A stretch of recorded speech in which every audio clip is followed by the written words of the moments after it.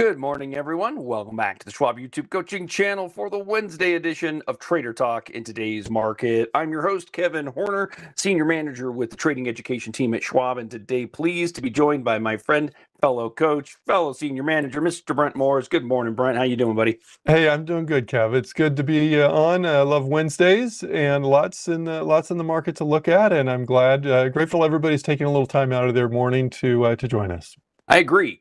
Yeah, Wednesdays are always great. You know, we're just getting over the hump, depending on how you treated yourself last night on St. Patty's. Now, today we did have a little bit of a hotter PPI number that debuted about an hour ago, and that led to some selling this morning. We'll take a look at that. We'll look at a number of key charts for all of you, as we always do. But nonetheless, we'll get down to business here momentarily. So let me just remind you, we're joined by Barb Armstrong in the chat, fellow coach, also a wonderful host for her shows, of course. Barb will get to comments, questions that Brent and I are unable to, but if we want to hear from you, please do not hesitate to drop your comments and questions into the chat. We'll keep an eye on what's happening there. Additionally, make sure you're following the three of us on X, Barb Armstrong CS, Brent Moore CS, and Kevin Horner CS, the best place to find us when we are not hosting for you here on the channel. Let's go ahead and get to the disclosure so we can dive into charts. First of all, remember, everything we discuss today should be considered informational and educational only. We do not make recommendations, nor do we endorse any specific approach to trading the market. What we will do is provide concepts and strategies traders may choose to employ via technical analysis as we analyze the broad markets here, looking at industries, sectors, and obviously the indices of the U.S. markets. Keep in mind, we are working in a Thinkorswim desktop application. This is the paper money version of that tool. Not everything that works for you there in a live version will work for you in paper money.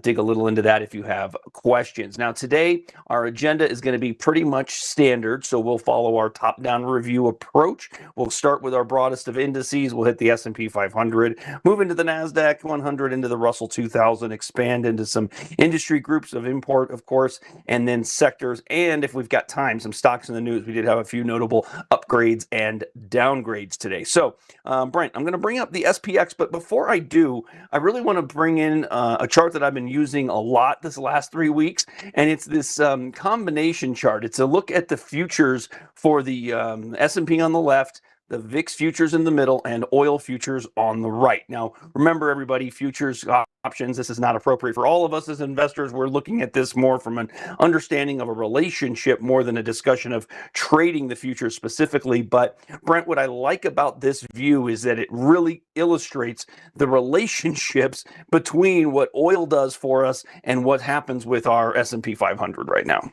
This is a great chart here, Kev. So these are 15-minute candles. Correct. And right now, I mean, this isn't always the case. Every market's kind of unique, but obviously right now oil is the main. You know, it's so interesting, Kevin. Over time, at different periods, you know, a year ago it was all about the inflation number. We had a PPI number, and it's not insignificant right now, but and you know, there's times where it's all about employment or GDP, or right now it's all about oil, it seems like. And you can see that relationship here, and there's your oil chart on the far right, and you can see the spike up, and I don't even know, you know, the news changes so often, and the narrative changes so often, what's happening in, you know, in the Strait of Hormuz and whatnot, in terms of oil and the Iran situation, and that is really what's pushing that, but that pushes down the line the market. You can see oil goes up, you can see VIX goes up, you can see the market goes down. Nice relationship there. Yep. Yeah, and I think that's all I'm trying to illustrate, everybody, is the pain point that oil provides for us right now. Unfortunately, we have managed to push oil to the same peak we saw yesterday. That came in on an overnight basis, Monday into Tuesday. We found that peak. The oil sold down all day yesterday, and what did we get? We got a rally out of it. Now we've got a broken uptrend from today's drop following that hotter than anticipated PPI. Let's look at this, Brent, on the daily. Everything we've really been talking about kind of holds true here, doesn't it? I mean, we've seen a number of key failures in rallies into the 20-day moving average over the last 4 weeks. Those rallies have largely been sold, so we've got a pretty clear downtrend working over the last month or so. Yeah, and that's exactly it. We're in a downtrend, and so in the midst of downtrends, you have rallies, and so doesn't surprise me when we have an up day or a rally or something, but the trend isn't broken. We're talking short-term trend here. This is different than the long-term trend, Right. but we have had the more recent low on that, which was 3 days ago, it looks like, and that seems like a pretty key level. Are we going to hold that level? That level, by the way, matches the intraday low that we had about a week or so ago. And that basically is hitting that the 200-day moving average. And so that seems like a key support level, but something's got to give. We've got a short-term trend that's about to collide into that in the next few days, probably, it seems like, and we'll see what happens.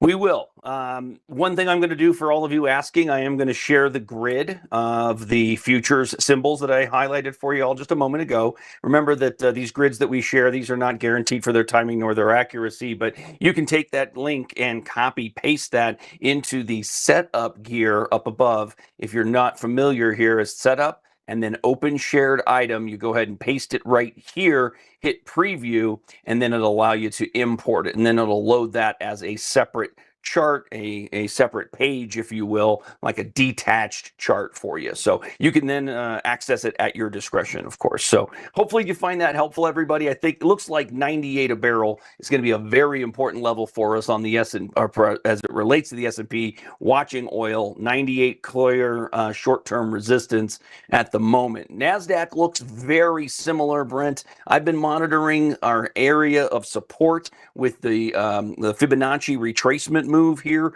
kind of keeping an eye on the 50-day moving average, because the action here has been a little less clear around the 20-day and much more clear around the 50-day. If you'll notice, we've been below it basically since February, the beginning of February. Again, shorter term downtrend though. Clear support level. In fact, we have a couple support levels. You have your fib support level, but you also have the lows that we've hit over the past, I don't know, month or so. And that, to me, that's another significant level.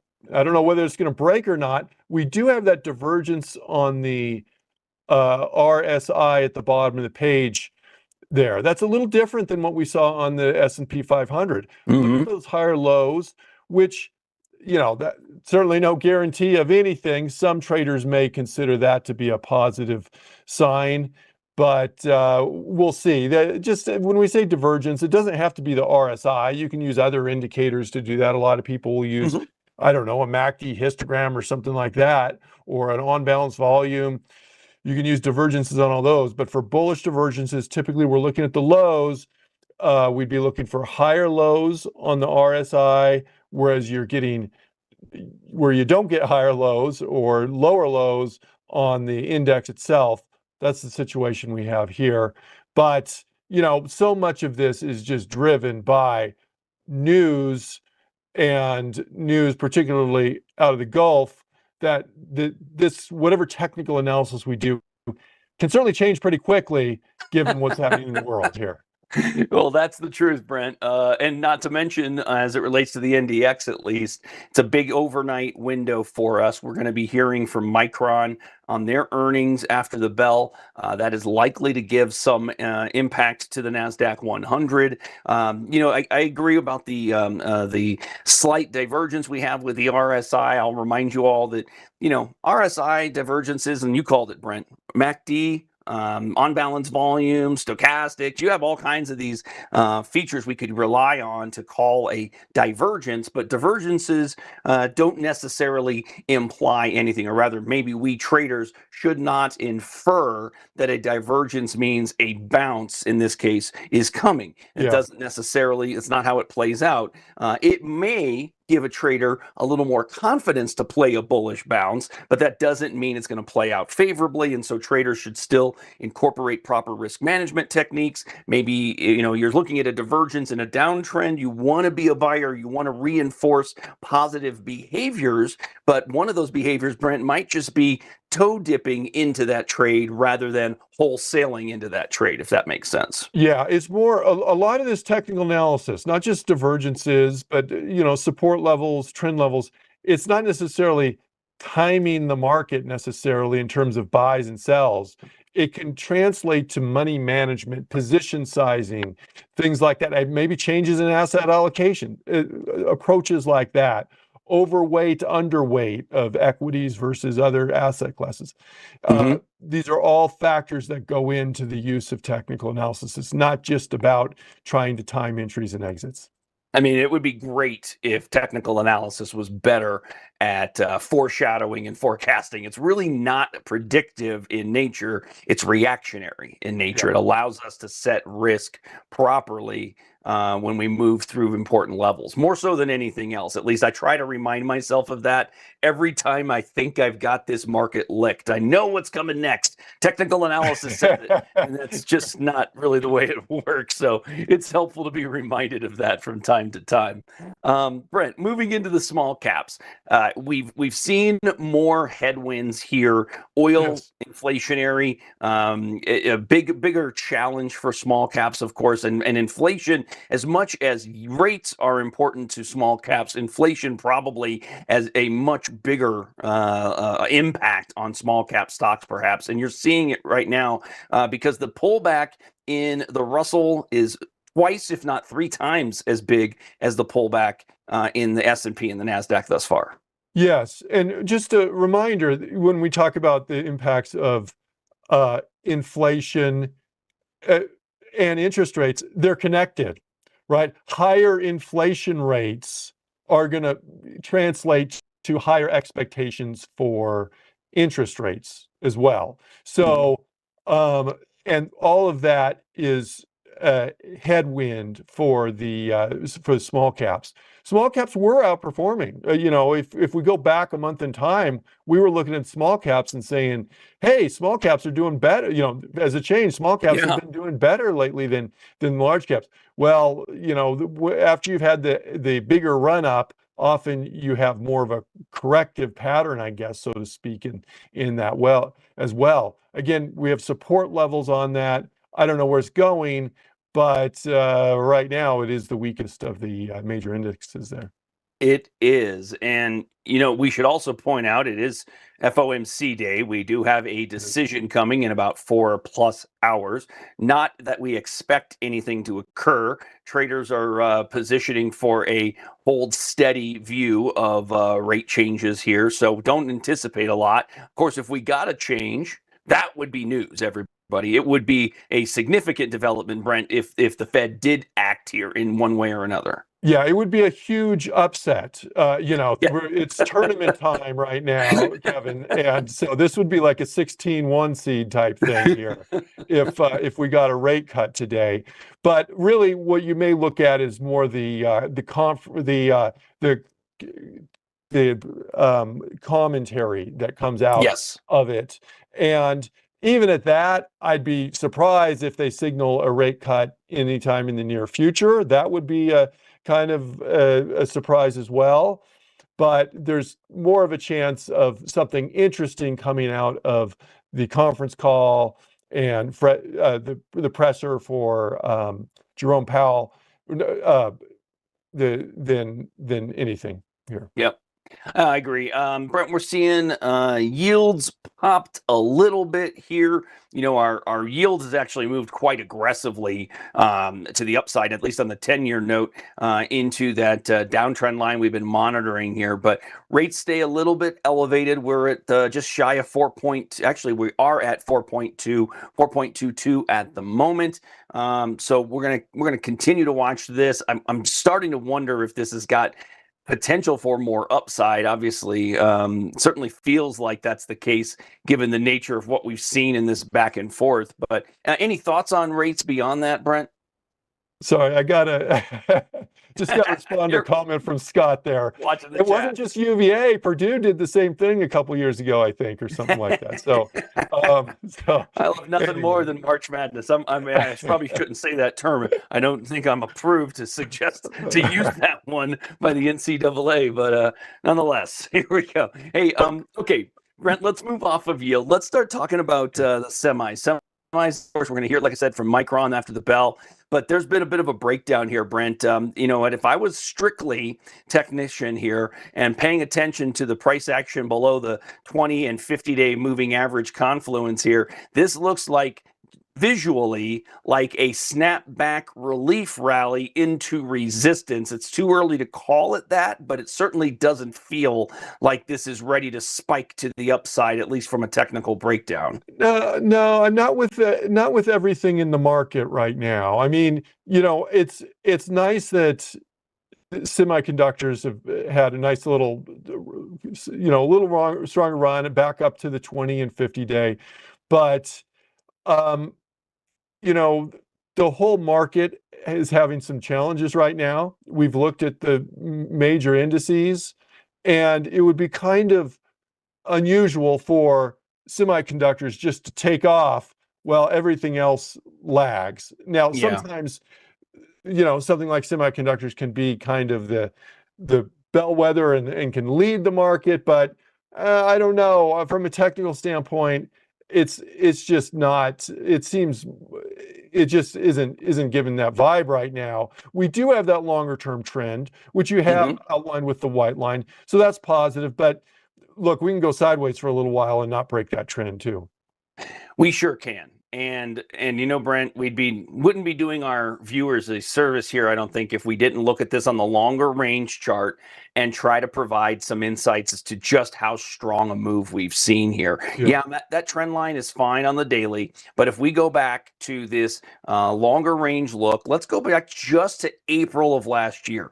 Just do a little Fibonacci move to see if we can validate any horizontal supports and so forth. And we look to do something like so.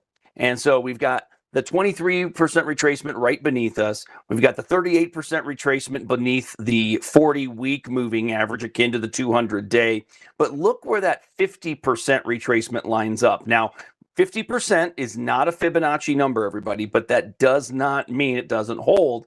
It is a common scenario to witness in strong uptrends, throwbacks or pullbacks of more than 50% of an upward move. And that's what we've had here. The 50% level just happens to coincide, Brent, with the prior peaks we had made in July of 24 before the whole tariff thing hit our markets. Any thoughts on what you're seeing here? Here's one thing I want to just quick aside here. On the Fibonacci numbers, you can control what levels are there. Yeah, 23%, 38% are Fibonacci levels. Those are kind of standard Fibonacci levels.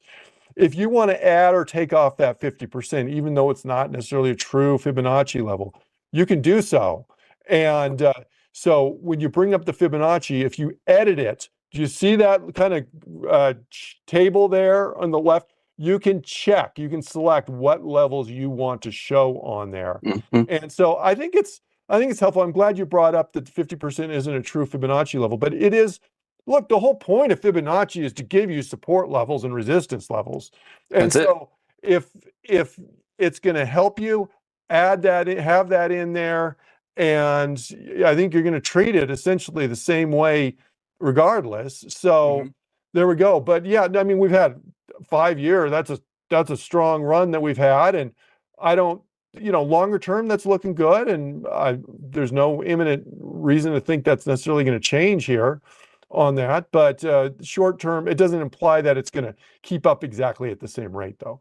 It doesn't. I'm going to draw one more Fibonacci move, and that goes back to the bottom back here. Remember, 22 was a year where we sold off. We had a really good move lower after having rallied out of COVID. And I'm going to draw the same Fibonacci sequence to the peak we had made here, Brent. And I'm just going to try and see a couple of things. Number one, you'll notice that our pullback for the tariff tantrum happened to the 61.8% level, which was essentially the furthest that you can move. In view of Fibonacci's, commonly a trader will say if it gives back 61.8 but holds that level and moves off of it, we think we can rejoin the uptrend. Well, that's exactly what occurred here. The other thing we could do is take that exact same window of time from the low in the 22 window to the same peak we just made and just see if it also lines up. And sure enough, we've got a 38% retracement level equal to the 50% retracement level of our bottom from tariff tantrum. So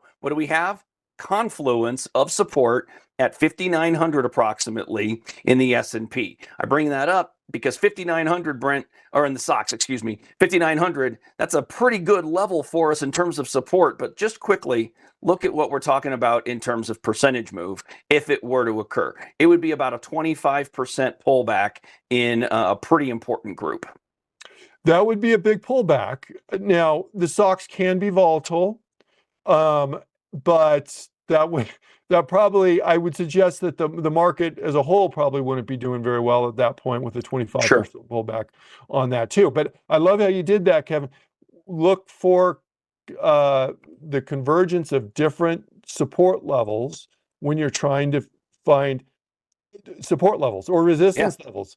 When you think about support and resistance, I mean, you can have support levels and resistance levels everywhere on a chart, it seems like, right? You could draw it to your heart's content. So you have to be able to distinguish what are the more important ones, what are the more significant ones. And there's a few different things that go into that. Recency probably affects it a little bit. The number of hits off of a particular level, if a stock has bounced off that level, is a huge consideration in terms of how strong that is. Sometimes a round number can affect it, 7,000 versus 6,950 or something like that. That's a thing. But what we were getting out there is one of the big things is if you get a convergence of different support levels, even if they can both be Fibonacci's or horizontal supports, or maybe as a moving average and a horizontal support kind of lining up. Putting those two things together, that impacts the levels of support or resistance, if we're talking about resistance. Yeah, I agree. And, Brent, I'm not suggesting that that what we're about to witness is a drop of X percentage over any number of days or time frame. I bring it up because we need to be always thinking about the levels we could achieve. And more likely than anything, the moves to the downside are met with aggression, and the selling often happens quickly. And in the markets in the last decade plus have become much more reactive to these stories. And we get bigger moves, we get them speedier, things tend to move a little more quickly because the news is digested more quickly as well. So all of that is to say, hey, always be thoughtful of the levels under which we can move to, the levels under support, the levels that'll change your comfort and tolerance for risk, and the levels where you will take action. It's important to know them. It doesn't mean that any of it's going to play out, but if it does play out, then you're prepared for it. And that's really the key distinction to why we look at these areas of support. Today, we've got a lot of red on the screen, Brent. I want to kick over to the Market Watch tab, and I want to take a look at our leadership, which is pretty defensive in nature. It looks like we do have tech is actually in the green here at the moment. But we're seeing selling in areas that we would have thought would have held up okay. I mean, staples would have been an area of, I would have thought, for some safety today, perhaps. Beyond that, I would maybe tech is staying positive in the belief that Micron can come to the rescue for some of these companies here in the after hours. But what are you watching as it relates to the broader look at sectors? Well, lately we've seen, like if you just talk about, say, the last month, we've seen utilities and energy be they're the kind of the standout performers. and others have kind of, been middle ground. And a lot of times when you have like the market drop, you see those really higher beta sectors, such as IT, be the worst performers. That hasn't been the case, actually. Instead, healthcare, financials, materials have been the worst performers or so over the past month on Mm-hmm. this. But right now, it's again, energy is hanging out in there. That's just kind of news driven Mm-hmm. and what's happening in the world. But Staples is, I guess, I'm guessing that is probably today's performance on Staples is probably more related to that PPI number here than Good point. anything, Kevin. So That's a really good point. Yeah, we're going to get some reactionary moves on a sector-to-sector basis, and I should have recognized that. That was a great call out. PPI numbers, if those numbers are higher, that again speaks to inflationary pressures, and we've already seen some tightening of the belt, so to speak, amongst consumers, and if that's going to continue, that's going to be problematic perhaps for Staples. I did want to comment on something here. Paul, you mentioned, and of course I see your follow-up comment, Paul, about your appreciation. We always appreciate all of you for being here. But Paul, your question about is this like talking about how likely the ball is to go through the hoop? I love that point because ultimately you're allowing me to speak to the idea that what technical analysis gives us. It gives us probabilities. It doesn't give us certainties. So our job is to weigh those probabilities and use those probabilities to position ourselves in areas we feel comfortable. The thing that we've been trying to talk about this year thus far has been the need to be, if we're trading in groups that are leading. Well, that's energy. That's been, staples. That had been utilities and REITs and materials, right? But if you're, broad investing for the long haul, we don't talk about that approach very often here because that's a much more buy and hold and consider long-term allocation changes to your portfolio. Here in this class or in this particular approach, if you're trading everybody, you don't necessarily want to trade the things that were working previously. You want to trade what's working now. And I think, Brent, if we were looking at it from a standpoint of uptrends, you'd be hard pressed to call anything you see in energy other than an uptrend, obviously, trading at highs. Industrials pulled back from highs, but holding a level of support.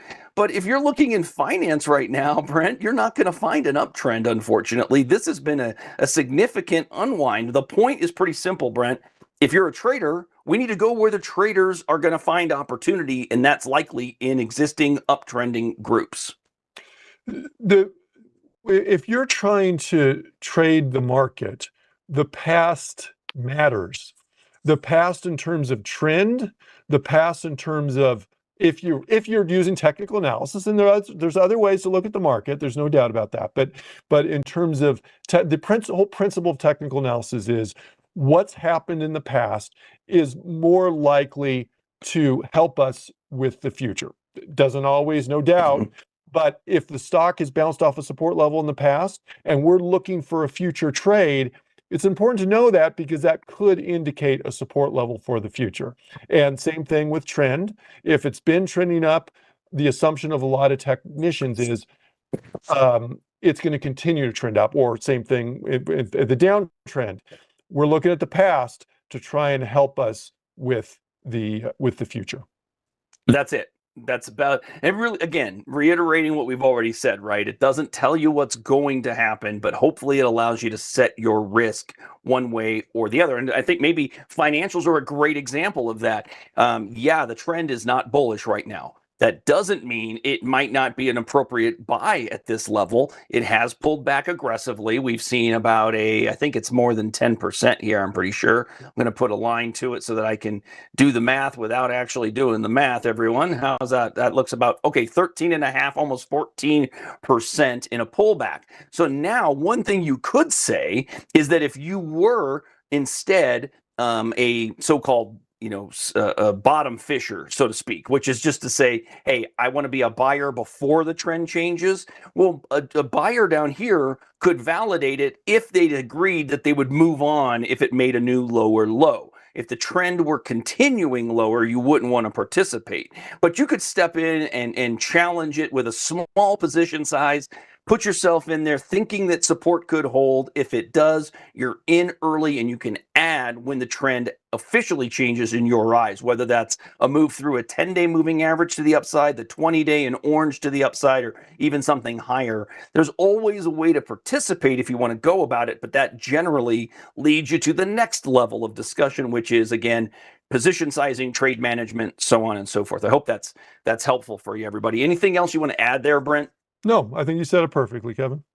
Beautiful. Well, I know one thing. I've been married long enough. When I get a good answer, I move on. Time to go to futures here, Brent. We're going to go back to futures quickly because I noted that there was a drop in gold this morning, took out a significant level. We're going to see if this is a bounce. But again, I got to point out that futures, just remember to do your due diligence, everybody. Dive into the disclosure statement for futures and options, as they are not appropriate for all of us. Brent, breaking the 50-day here may very well be significant on the price of gold. Yeah, that's a big drop. And I saw that and I'm thinking, what's kind of driving that? Part of it is maybe we have higher rates in the market that's driving the dollar higher. And when the dollar's higher, gold's more expensive there. And so that's, I don't know if that's the reason or not, but that's a 50-day moving average with a bit, not just that, but it's a big candle. That's a bigger candle than we've had for a while. So big move today on gold, no doubt. Yeah, and what you're seeing, that's the first time in 6 months, everyone, that we are, well, excuse me, that's not true. We did have the huge pullback. So look, in fact, that actually stands out, doesn't it, Brent? The big move off of the peak when we had this back in January. I'm just going to zoom in here. This is a really good reminder of why traders look to closing values more so than intra-period. Look at the tail on this guy. We got all the way below the 50-day. This was a significant pullback, by the way, 5,600 down to 4,400. It shaved 1,200 an ounce in 3 sessions, and an intraday below the 50 but finished above it. Look for a similar approach today. A close below the 50-day candle like this, nice and deep red into the close, would not be ideal. Could this be horizontal support? It sure could. Doesn't mean it has to be, but it could be. So keeping an eye on the basically matching lows here over the last couple of months. Matching lows are cool if you're wanting to hold a bullish trend. Lower lows is where things get challenging. And just to point out, despite how big that drop was back at the end of January, it still maintained the trend throughout the way. And it shows how extended up it was. You can see that in that RSI up there down the bottom of the page. I mean, we were up, I don't know how high that was, 80, 85, 90 or something like that on the RSI. Oh, yeah. At that point, 90. 89. Oh, my goodness. So the point is, I guess, that when you get, and it's not just, this isn't a story about gold, it's about anything. When you get super extended to the high side, it often, or to the low side, often it will revert. But that doesn't, the big reversion can almost be expected in a way that doesn't break the trend necessarily. And that's what we've seen. This latest move, even though it's not as big of a move down, not nearly as big a candle, it's in some ways it's more significant because it's actually starting to threaten the trend a little bit more with the break of that moving average. Yes, and if you wanted as some were requesting, a manually drawn trend line, you could say, hey, we hit it, and therefore we got to get the bounce, right? You got to give that an opportunity. We'll see. Intraday, that's an important level. Always fun to draw the lines in and then convey those and to take those and carry them into your intra-period charts. See if we get bounces. And of course, I've just drawn through the lows. So, I mean, there's your hour-long look. If it were to bounce, having fallen through significant support, this becomes a zone of potential resistance to kind of keep an eye on, just shy of about 5,000 an ounce there. But these are just the thoughts that come into play when you have these quick, speedy moves. Hopefully, a quick look there is helpful. We'll do the same on silver, which has been a bit more volatile and difficult to figure. Here, you've had a pretty good move below the 50-day. It almost makes me wonder if maybe the next moving average is going to come into play here. How about the 100-day instead of the 50? Let's see where that resides. Should be any second. There it is. Yeah. That's not too far off, Brent. No, I think that's more appropriate. At this point, it's shown that the 50-day isn't really hadn't been working in terms of levels of support, so or bounces. So we'll go to the next one down and look at that and see how that. It's really the game, isn't it, Brent? Yeah. I mean, all we're doing is trying to find where bounces may come into play. We should also let's do one more here. How about Bitcoin? Definitely get a lot of questions on it. The move here, I'm going to go with a shorter term moving average. I got a lot of lines drawn on there, but let's look at the 50-day first. We are below it. Yesterday's move gave us a doji candle, a doji meaning we had an open and close that were basically the same, which is always intriguing to me, Brent, after a rally, or that is to say, when we get to a zone of potential resistance, you get a doji, it implies that both bulls and bears were incapable of moving the market that day. So we call them indecision candles. And if you get an indecision the traditional interpretation of an indecision candle is that if it comes after a move up, it could be a sign of a shorter term, emphasis on shorter term, reversal back down. Similarly, if the indecision candle comes after a significant move down in the market, it could be a sign of a shorter term bullish reversal. We'll see. Doesn't always work out that way, but that's kind of the traditional interpretation of doji candles. Exactly. So there we have Bitcoin still in a downtrend, trying to improve. It's certainly off of lows, but now today we have traded through the low of yesterday. If yesterday was the high in our rally off of the low from 60,000, well then closing below yesterday's low would be the potential signal that some traders would use to take long trades to smaller position sizes, or maybe to look the other direction, consider bearish trades. You remember that a close below the low of a high day in a rally is akin to the close above the high of the low day after a pullback, right? So it's just the inverse of the hold move is what we could be seeing here in Bitcoin. Okay. Brent, we have some stocks in the news this morning that I thought we should look at. Some stocks were upgraded, and these are a little notable because I've noticed that financials in general obviously have been quite under pressure, and not just financials, but also company. I mean, I guess they are a financial company. If we looked at Visa and MasterCard, for example, both have been struggling with the idea that consumers are not necessarily spending what we want did. But the one I wanted to look at today was upgraded is Block XYZ, which irritates me still because I can't use XYZ in any of my work, Brent, because XYZ used to be my go-to non-stock symbol. Unfortunately, it's a stock symbol now. So anyway, Block was upgraded at Truist to buy from hold. They put a target on it at 77, up from 72, excuse me. They were also upgraded at Rothschild and Company Redburn, upgraded to neutral, had been a sell, and price target improvement from 45 to 55. This was still in a bit of a downtrend, Brent, but it looks like something's changing here of late. Yeah, nice move up today. Looks like it's establishing maybe a new support level, kind of where today's lows are and where the last few days of lows have been. And we'll see if that holds, because there's a nice gap there between there and now. And so if we break below that, that would not be a good sign from a technical standpoint.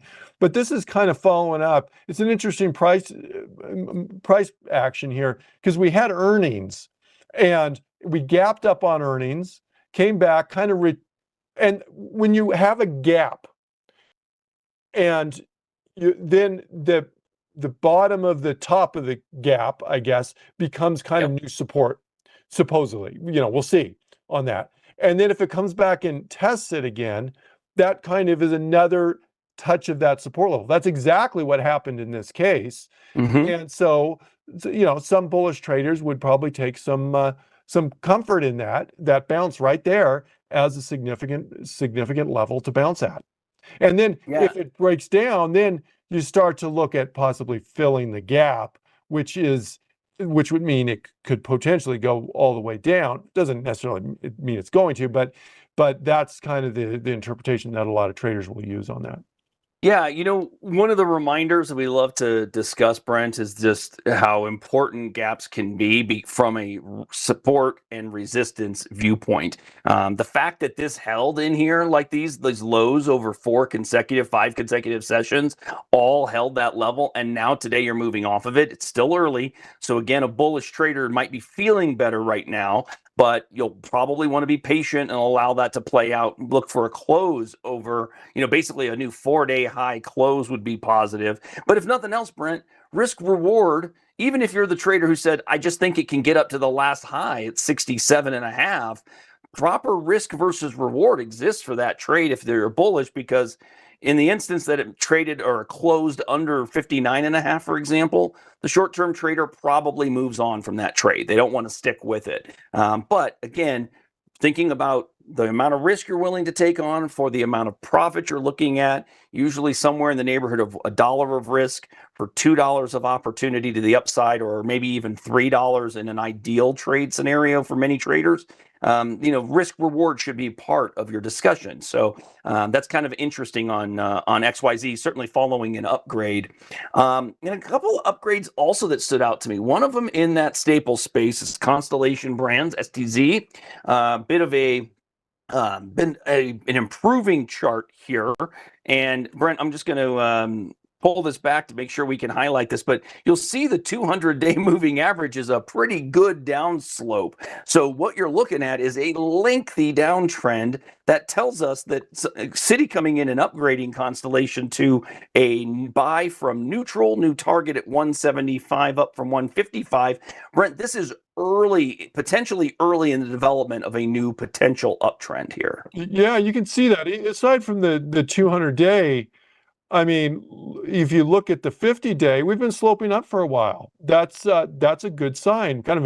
You have different trends. You have the long-term trend, you have the intermediate trend, you have shorter-term trends. Mm-hmm. And in order to change the longer-term trend, first you got to change the shorter-term trends. And that's what we're seeing right now. It seems like we have a meaningful bottom. We have some higher lows on that. That's where a change in a long-term trend start, at least. Maybe it hasn't completed at this point, but that's the necessary starting conditions have taken place there.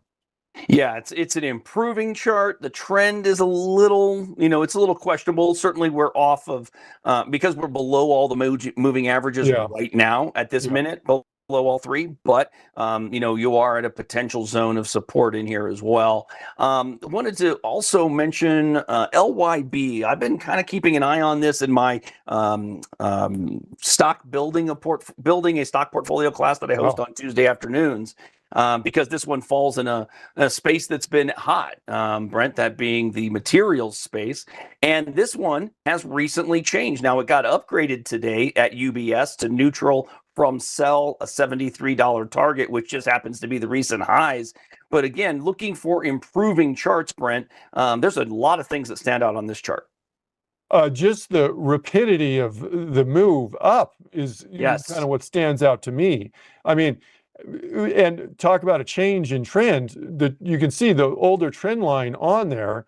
Well, that was broken, and now it's going up so quickly. We're above, we're not just above the 20-day. We'd be above a 5-day moving average for a while here. So strong. That's about. And you can see, that RSI is very high right now, just kind of indicating how strong this has been, but not much sign of a let up at this point. Yeah, RSI into overbought conditions, validating the breakout, validating the trend. You've taken out highs that you had not seen since April of 24. So we're looking at almost a 2-year level that's been broken. That could very well act as new support. You called out the potential for a 5-day moving average. We could go with a simple 10-day moving average. It's actually, look at how close that is. Yeah. That actually works for a lot of traders here because it's higher than the breakout level, and you've been riding the 10 days since we broke what I would call a bit of a flag in here, or maybe a pennant, a consolidation period in here before it kept moving to the upside. So it's an improving chart. I thought that was interesting, and anytime you get an upgrade, like to bring an upgrade on the table where you've got a chart that it seems to be improving quite nicely. By the way, since the if I'm zooming back in here just quickly, since that move where it broke the downtrend line and then tested that same downtrend line, Brent, that rally was almost 60%. Look at this, 58% to the upside, just off of that support test. So, again, prepared for catching opportunities, stepping in, sometimes toe dips, right? A little piece here to see if we get the trend working in our favor, adding to it as the trend it kind of establishes itself and gains maturity. That's a process that a lot of traders take on because it does allow them to be more confident in their process by not having as many dollars deployed to the individual trade. Hopefully that can help us be better traders as well. If we can manage our emotions, Brent, we probably stand a shot at being better traders. So, Brent, great discussion today, man. As always, really appreciate you being here, man. Hey, thanks, Kevin. Appreciate you. And I'm glad each of you joined us today. And just a reminder to everybody, even if you don't have a large account, we have a trading a smaller account webcast that Barb teaches. I'd encourage everybody to check that one out as well. And great being on with you. Thanks, Kev. And we'll see you again same time next week. That's right. We'll be back. Don't forget, back tomorrow morning, though. I'll be here for you. Solo day on Thursday for Trader Talk at Market Open. Don't forget to follow us on X. If you like the discussion, hit the thumbs up button for us. We get these reviewed by our oversight team and get them into the archive for you pretty quickly here. That thumbs up will help us out quite a bit in the replay opportunity. So with that, we'll wish you all a fantastic Wednesday. Look forward to seeing you all again real soon.